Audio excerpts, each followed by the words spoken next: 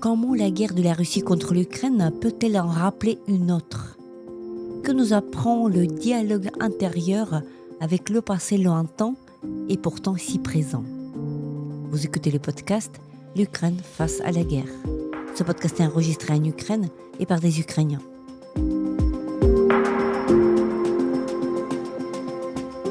Dans ce podcast, nous racontons comment l'Ukraine continue à vivre et à résister face à l'agression russe. Nous proposons des analyses, mais aussi des témoignages. Nous essayons de vous faire comprendre l'Ukraine, son histoire, sa société et sa culture. Je m'appelle Tetiana Ogarkova.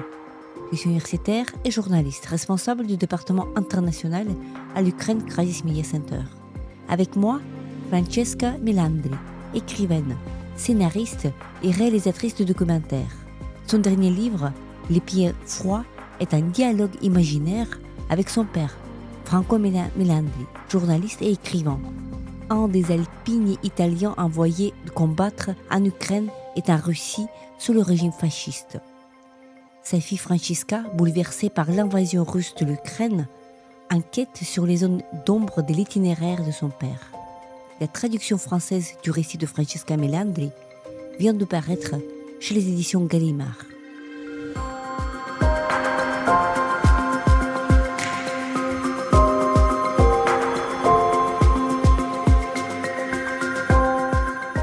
Bonjour Francesca, tout d'abord, merci infiniment d'avoir accepté notre invitation au podcast L'Ukraine face à la guerre. Vous êtes écrivaine, scénariste et réalisatrice de documentaires et vous êtes surtout l'autrice de ce livre magnifique, le récit intitulé Les pieds froids, le récit qui vient de paraître dans sa traduction en français dans les maisons d'édition de Gallimard. C'est une traduction en français et donc au cœur de votre récit, en fait, c'est un dialogue incroyable avec votre père qui n'y est plus, votre père qui était militaire, qui est aussi auteur des 3 récits, 3 romans inédits, Retour avec le fou, Main dans la main avec Anne et Les Sibériennes qui suivent le soleil. Et ma première question à vous, Francesca, il était comment votre père? Parce que vous en parlez tellement de lui dans ce livre.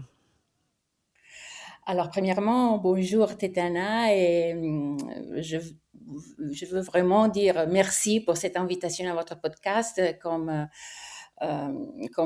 je vous ai déjà dit personnellement, chaque fois que des lecteurs, des lectrices ukrainiens lisent mon livre, pour moi, c'est un peu plus spécial qu'avec n'importe quel autre lecteur. Naturellement, tous les lecteurs sont importants, mais les lecteurs ukrainiens, pour ce livre-là, sont un peu plus important. Donc, merci beaucoup vraiment de cette invitation.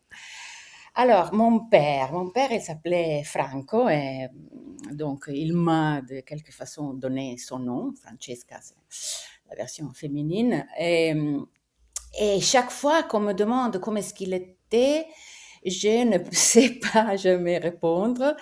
Je me retrouve toujours à faire le même visage, c'est-à-dire je souris et je regarde un nom comme en cherchant, parce que je n'ai pas vraiment une réponse facile. Il était un nom sûrement compliqué, mais disons, un nom plein de bonnes intentions. Il n'était pas du tout ni mauvais, ni méchant, ni violent. Il était un homme compliqué, dans une époque compliquée. Il était un père assez aîné pour moi, parce que il avait déjà 45 ans quand je suis née, que aujourd'hui c'est normal, mais dans les années 60, quand je suis née, c'était un père un peu vieux. Donc, il était la génération de la Deuxième Guerre mondiale, ces jeunes gens qui avaient fait toute la jeunesse pendant la guerre. Et ça, comme toute sa génération, j'imagine, l'a changé. L'a changé, l'a frappé, l'a traumatisé. Et le livre est un peu la recherche, ce qu'il y avait derrière ce visage souriant, parce qu'il était souriant et bénévole et bienveillant, mais il y avait toujours quelque chose d'autre. Et ça, je le perçois toujours.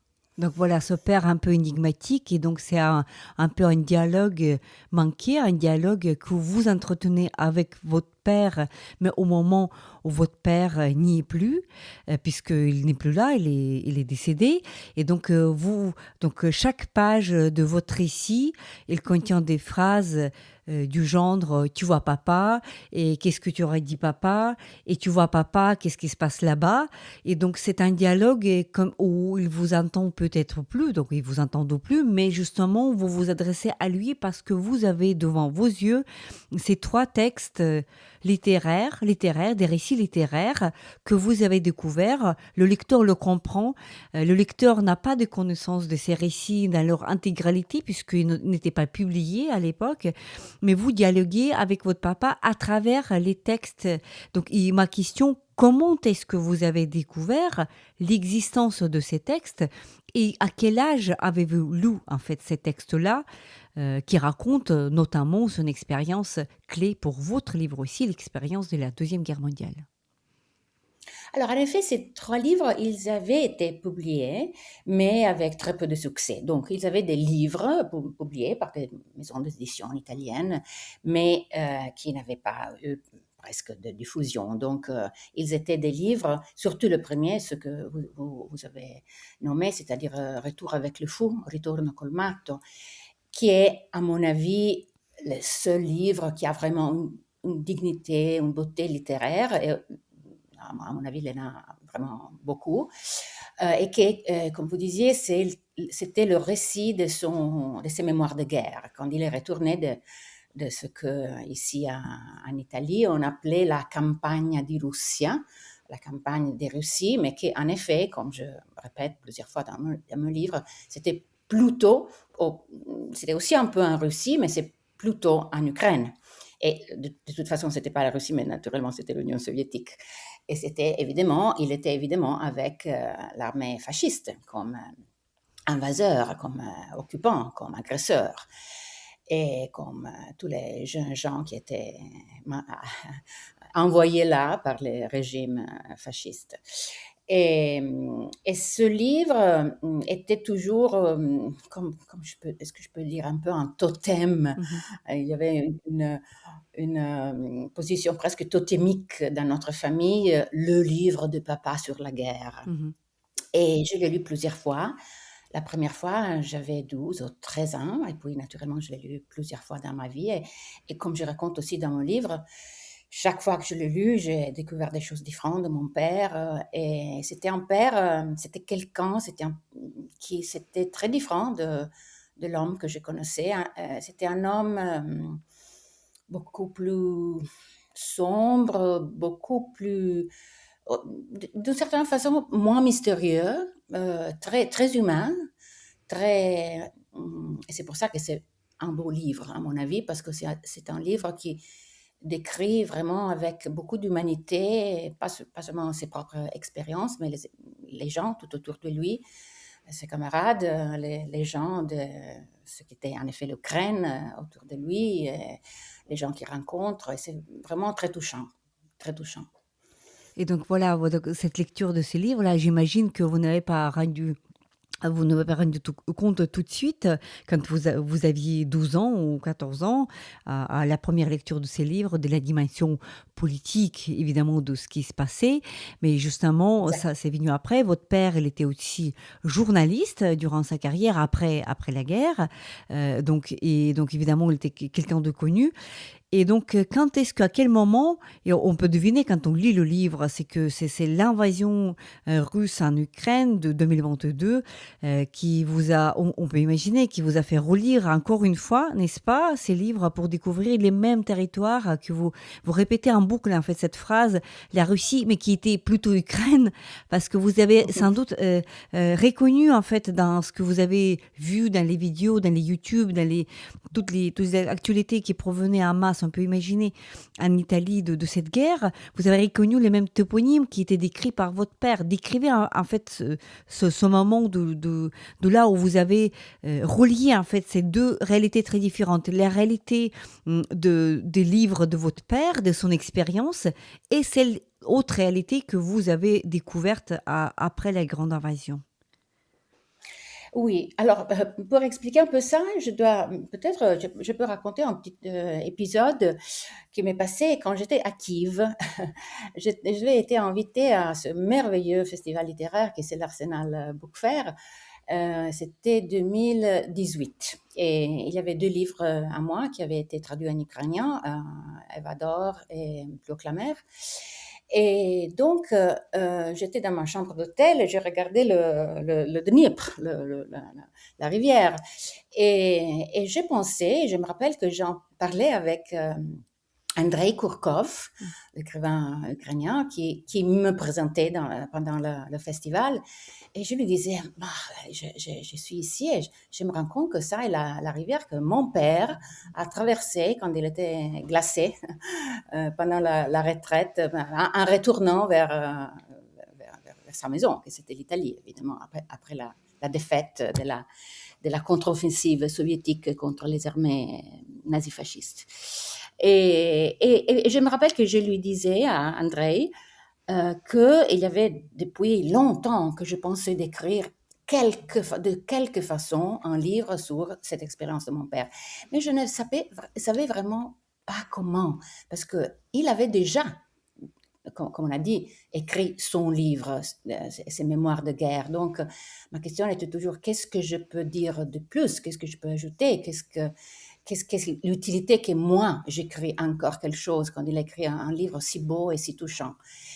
Et fast forward à l'année, au février 2022, j'étais à Berlin, où je vis entre Berlin et Rome, et j'étais à Berlin, et la, l'invasion sous grande échelle commençait dans ces jours terribles-là, et je regardais comme tous avec choc et presque en n'y pas croyant ces images qui arrivaient de cette guerre entre armées nouvellement sur notre continent. Et je continuais à penser, mon père avait été déjà mort depuis 10 ans, il était mort en 2012, donc il était passé déjà depuis 10 ans. Et je continuais à penser que dans ce moment où je regardais cette guerre, pour moi totalement incompréhensible, j'avais besoin de lui. J'avais besoin de mon papa Mhm. à côté de moi pour, on peut dire, pour me tenir la main en regardant ensemble des images de ce phénomène que ma génération si privilégiée, maintenant on le comprend, c'est-à-dire les Européens de l'Ouest de l'après-guerre, n'ont jamais connu, c'est-à-dire l'expérience de la guerre, mais qu'aujourd'hui, les Ukrainiens, évidemment, connaissent, et que mon père a aussi connu. Donc, c'était comme...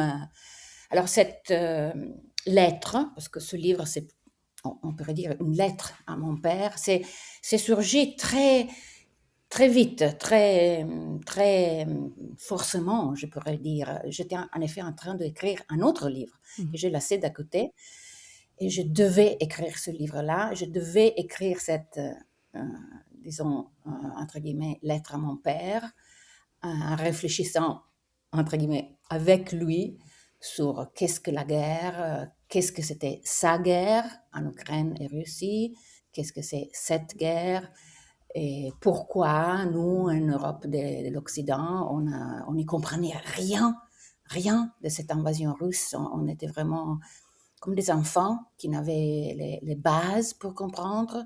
Moi premièrement. Et donc, c'était un peu mon voyage vers un essai, à chercher de comprendre pas seulement le phénomène guerre, mais aussi cette guerre ici, d'aujourd'hui, la guerre, l'agression russe contre l'Ukraine, avec l'aide de mon père. Voilà, donc et là, vous vous interrogez, vous avez toujours un interlocuteur, votre père, comme s'il était à côté de vous et comme si vous lui racontiez, comme si vous l'interrogiez sur sa guerre et vous comparez cette guerre avec cette autre qui a lieu aujourd'hui. Et à un moment donné, on a l'impression, je vous partage mon impression de lectrice, quand on lit, on se dit, mais vous avez échangé des rôles parce que ce n'est plus, vous êtes venu vers lui pour qu'il vous raconte, mais alors que c'est vous maintenant qui lui racontez des choses. Et il y a des phrases que vous dites, mais papa, comment tu peux pas le comprendre? Papa, comment Mhm. tu n'as pas vu ça? Notamment que dans les chapitres où vous racontez quelques-uns de ses écrits de l'époque. De Mussolini où il soutenait la propagande, par exemple. Vous racontez cet épisode où vous êtes dans la bibliothèque à rechercher ses écrits Mhm. journalistiques et vous tombez sur un article signé Franco Melandri, donc c'est-à-dire votre père, et après vous le fermez tout de suite pour que personne ne voit que son nom il était tout à fait à côté du nom de Goebbels. Donc Mhm. comme si vous renversez des rôles et comme si vous devenez non pas sa maman, vous pouvez pas être sa maman parce que vous êtes sa fille, mais comme si vous lui parlez d'une autre perspective où on est plus près de la vérité. Et comme si c'est vous qui le prenez par la main et vous lui montrez en fait cette autre réalité, cette nouvelle problématique qui ressurgit avec une autre guerre sur les mêmes territoires, les mêmes villages qu'il connaissait. Oui, tout à fait. Et je vous remercie pour cette observation que c'est très aiguë et très, très vrai. Je la sens très vraie.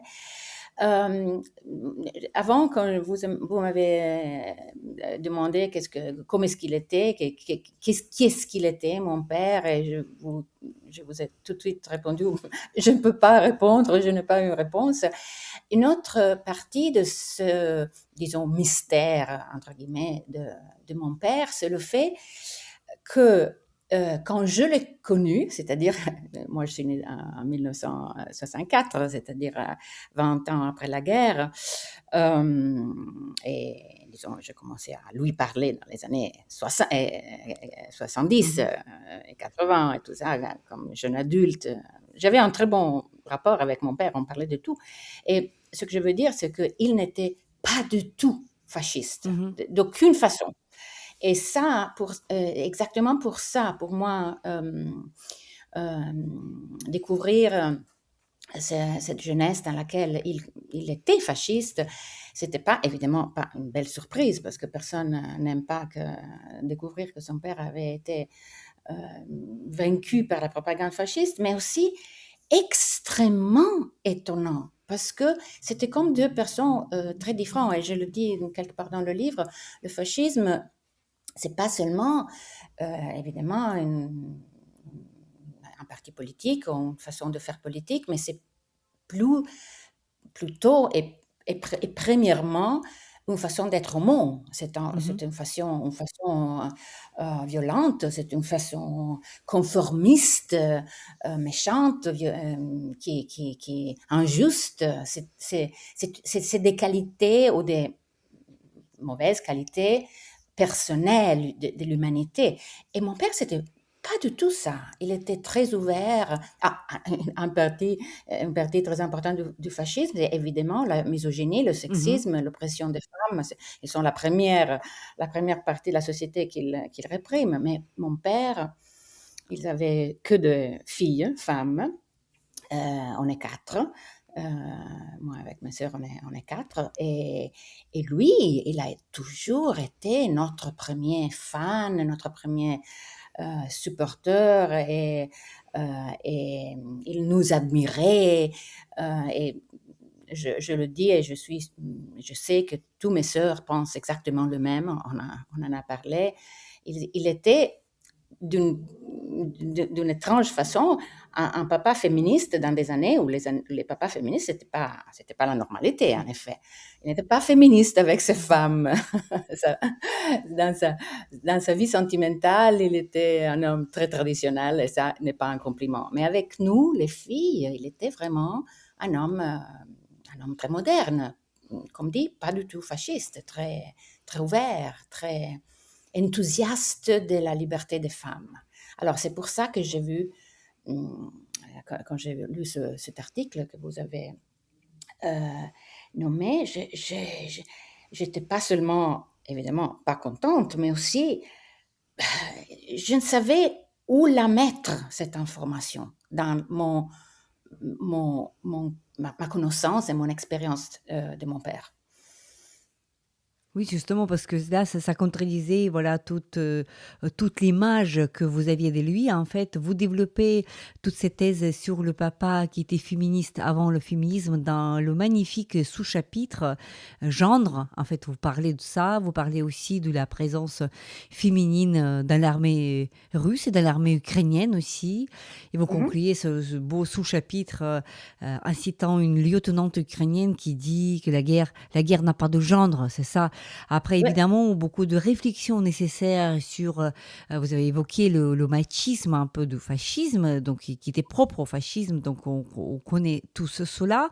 Et dans le contexte actuel, évidemment, vous citez cette fameuse phrase de Vladimir Poutine Mhm. prononcée lors de sa rencontre avec Emmanuel Macron, président de la République française, Ouais.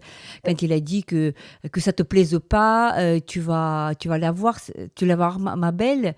Donc c'est très grossier, c'est très violent, il y a cette métaphore de viol qui vient dans un discours. Et la belle était l'Ukraine. Exactement. Donc, et l'Europe en quelque La sorte. belle à violer était l'Ukraine. Oui, et donc là, pour dire en fait que la guerre est toujours c'est que ce qui était touchant, c'est qui était très touchant dans votre livre, que vous avez votre image de votre papa, comme chaque enfant, nous avons tous une image évidemment de notre père ou mère très très positive, mais vous faites vos recherches et vous décrivez dans la première partie comment vous êtes allé pour vérifier en fait que votre père n'a jamais commis des crimes, par exemple Ouais. contre des civils dans la région d'Izium, dans la région de Kharkiv, Izium, en fait là-bas. Euh, Pourquoi c'était aussi important pour vous? Je ne suis pas sûre que j'aurais su ou pu écrire ce livre si j'avais découvert que mon père avait été un criminel de guerre. Je ne sais pas, parce que heureusement, il n'était pas ça, pas du tout. Ils étaient un grand pauvre soldat envoyé à la guerre par un régime totalitaire qui n'avait pas du tout envie de faire la guerre. Mais si j'imagine, hein, c'était ma pensée, et j'imaginais que si j'avais découvert qu'il avait été en effet, ou les Italiens qui, oui, ok, ils n'étaient pas les nazistes, mais c'était quand même une armée fasciste, il ne faut pas la sanctifier. Et aussi les Italiens. Il y a des lieux qui sont connus, qui ont été étudiés par les historiens, où les Italiens ont commis des crimes de guerre, des massacres, tout ça. Alors, si j'avais découvert par hasard que mon père avait été là, dans ces temps-là, j'imagine, et non, je sais que mon rapport avec toute cette histoire de sa guerre, de ses mémoires, ce livre si beau qu'il avait écrit, tout ça aurait été évidemment drastiquement changé. Heureusement, ce n'était pas le cas, mais j'avais, comme je peux dire, le devoir vers moi-même de vérifier ça, parce que, comme dit, qu'est-ce que j'en savais? Je ne savais pas avant de le méticuleusement Mhm. rechercher et tracer les mouvements de son bataillon, de sa division, et tracer tous les lieux où on sait que les Italiens avaient fait des massacres, des choses comme ça, et contre les civilistes surtout, et voir qu'ils n'étaient jamais là. Aussi, ces massacres, ils sont passés surtout dans le premier an de l'occupation italienne en Ukraine, que c'était là où mon père n'était pas encore là, ils étaient dans un autre front, c'est-à-dire là entre 1941 et 42, entre l'été 41 et l'été 42. Et mon père est arrivé en Ukraine, parce qu'il est arrivé à Irpin, Mhm.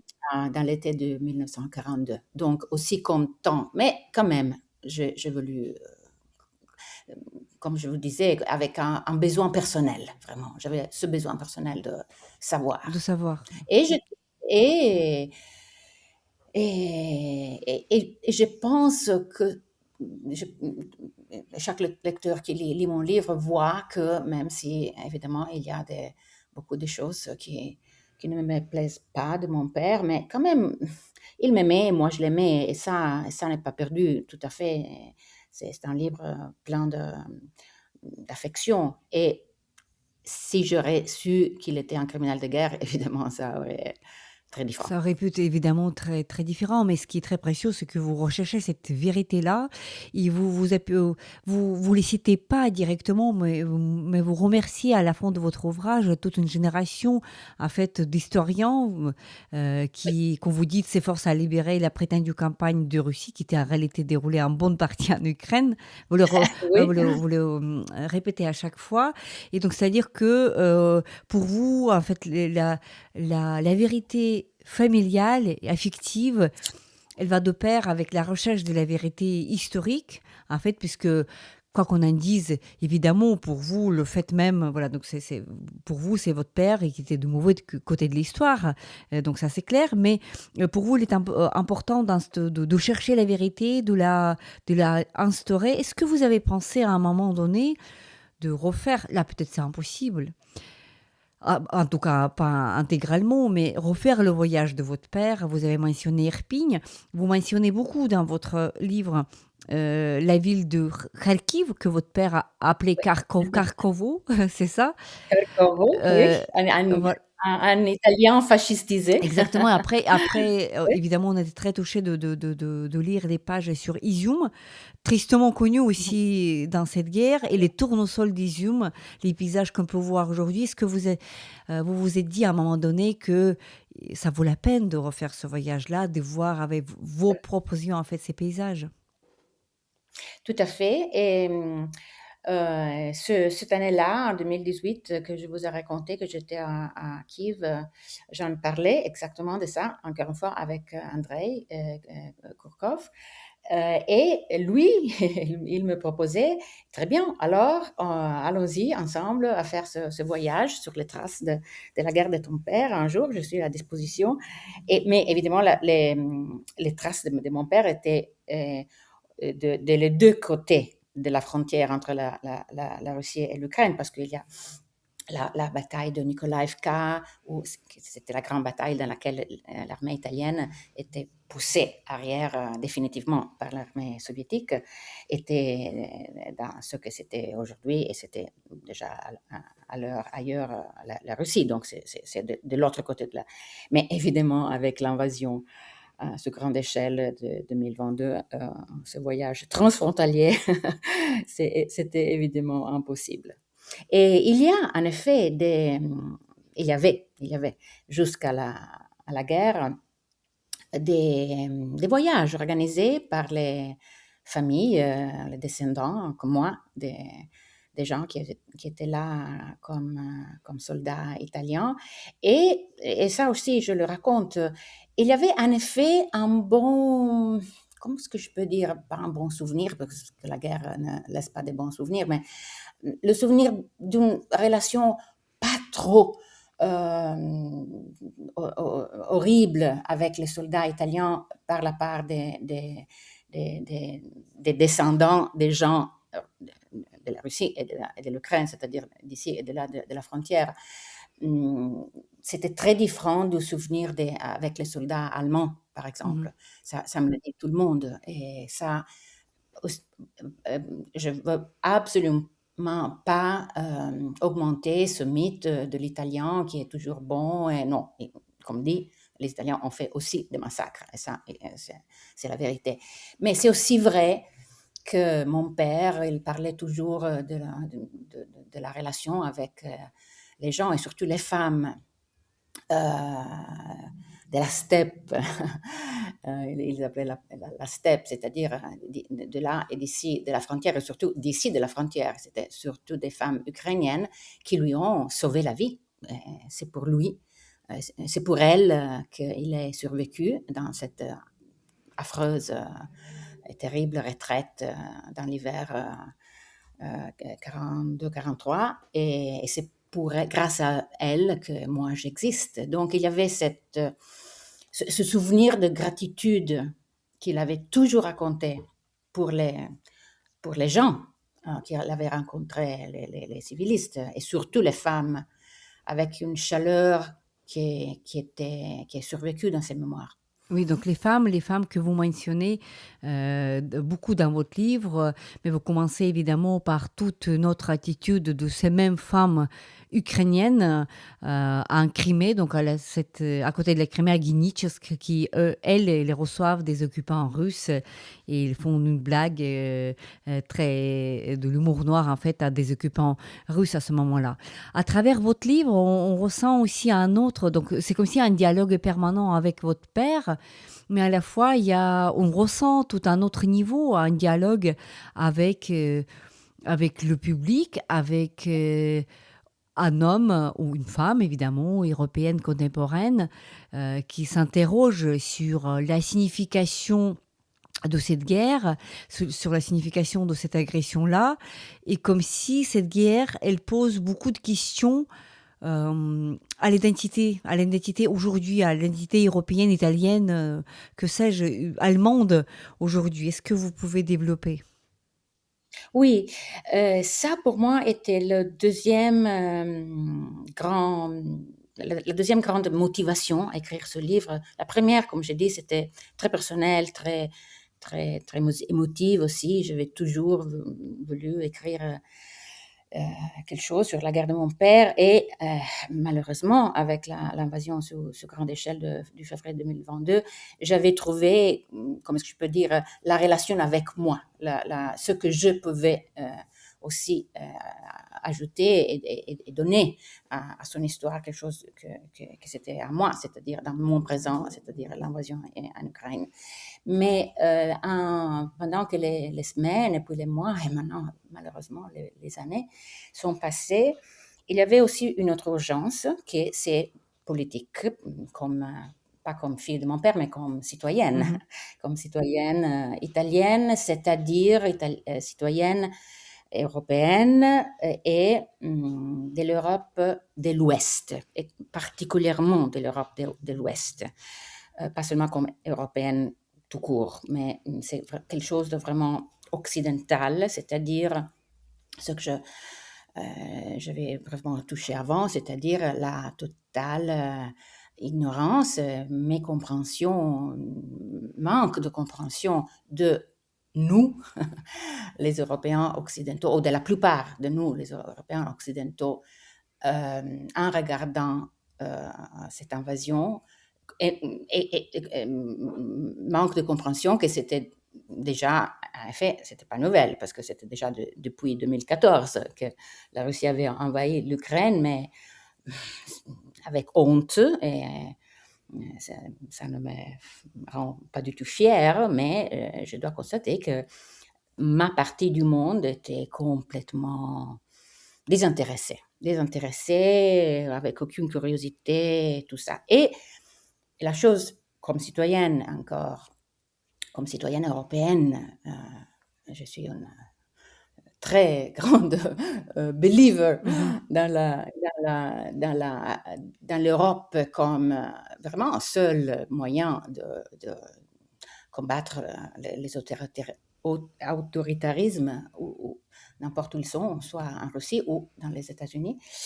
Euh, C'était vraiment un voyage pour moi, comme européenne d'Occident, dedans ma même ignorance.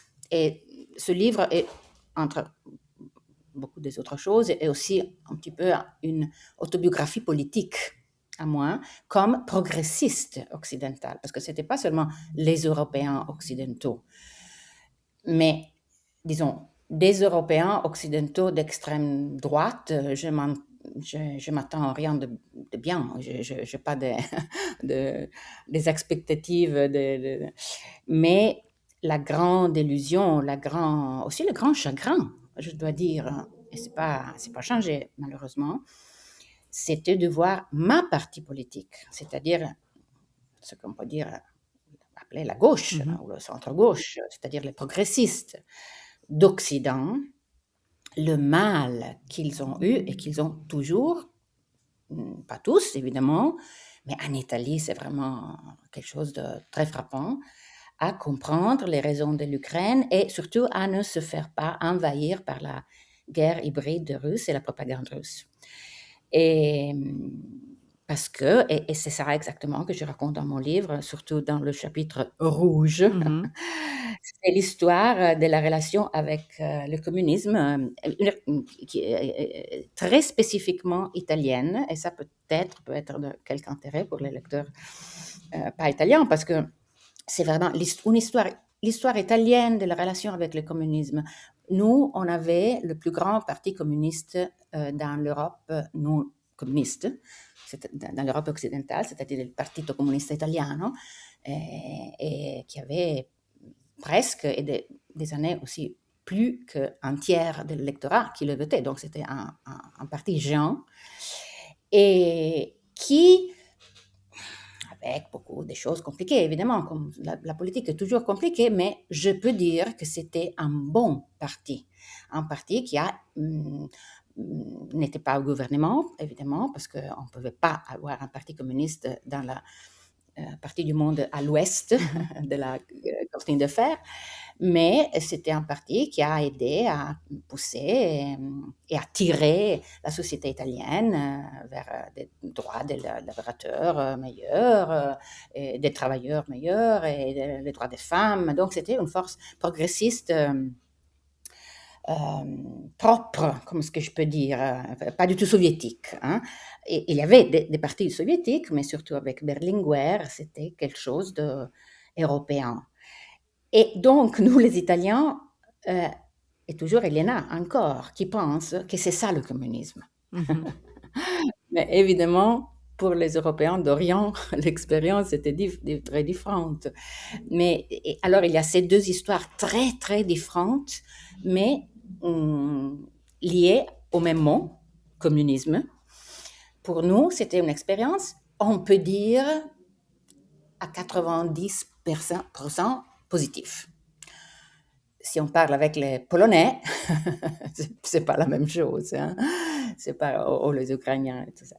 Donc, alors, il y a vraiment cette façon de regarder l'histoire de l'après-guerre si coupée en deux en Europe, l'Orient et l'Occident. Et donc, c'est pour ça que j'avais le besoin vraiment de adresser les raisons pour lesquelles mes co-citoyens italiens de gauche ont si du mal à comprendre que non, c'est pas vrai. Les Ukrainiens ne sont pas tous des nazis. Non, c'est pas vrai. C'est pas la faute de la NATO. Non, c'est pas vrai.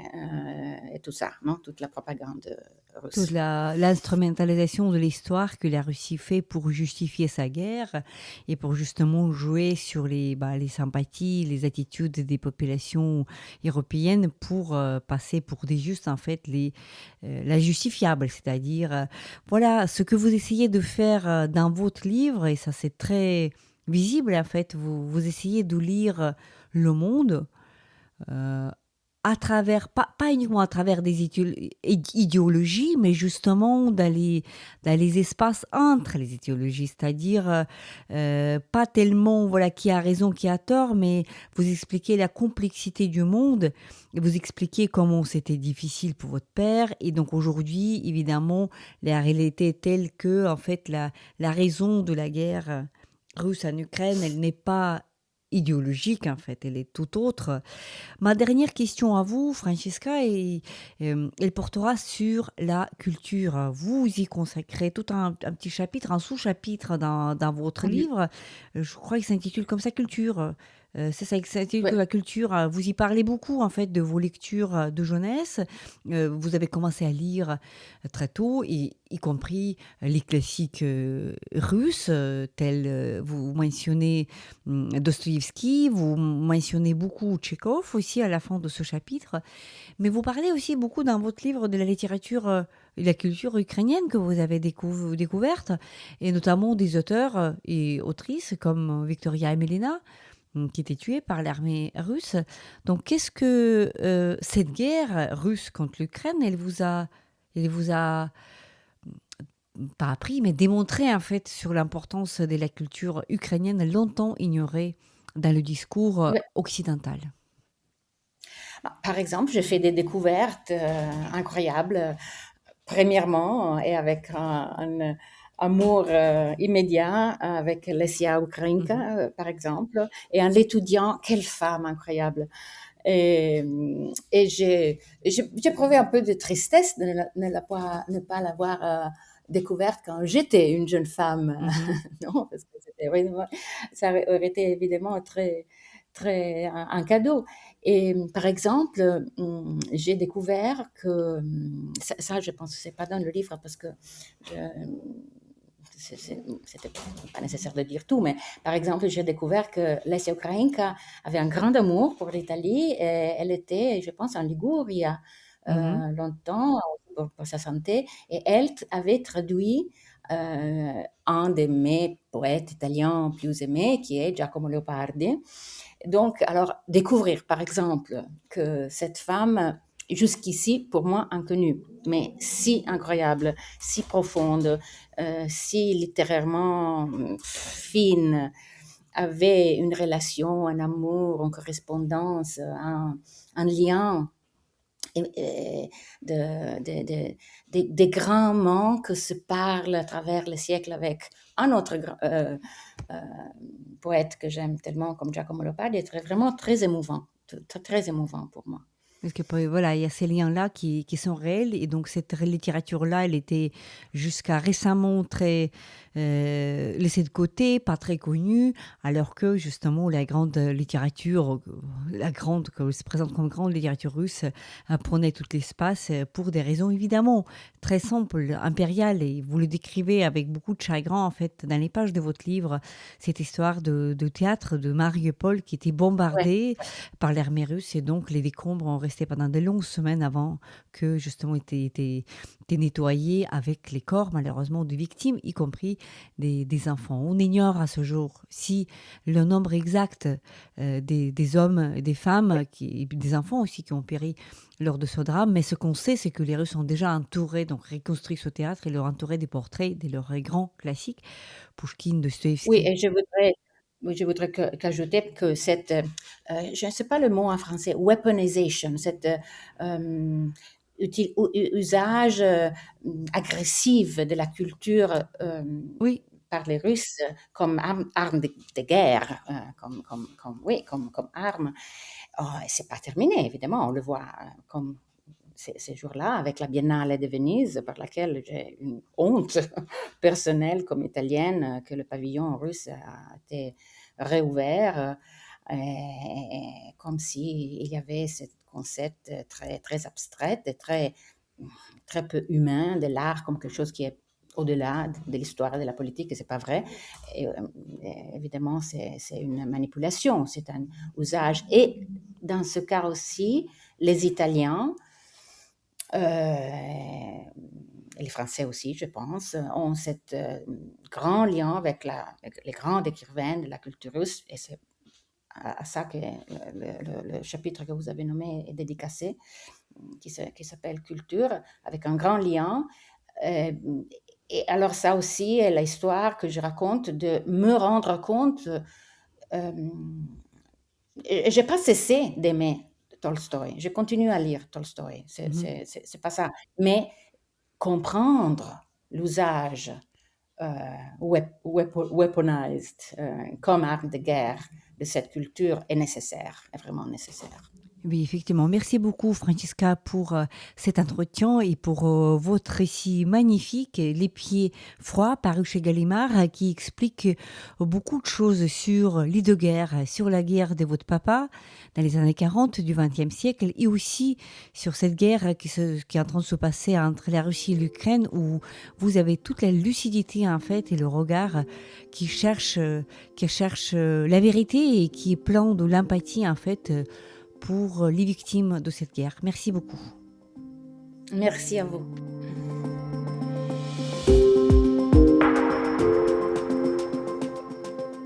C'était le podcast L'Ukraine face à la guerre. N'hésitez pas à partager cette émission. Nous n'allons pas tarder à enregistrer et diffuser d'autres épisodes. Je m'appelle Tetiana Ogarkova, j'étais accompagnée par Francesca Melandi, écrivaine, scénariste et réalisatrice de documentaires.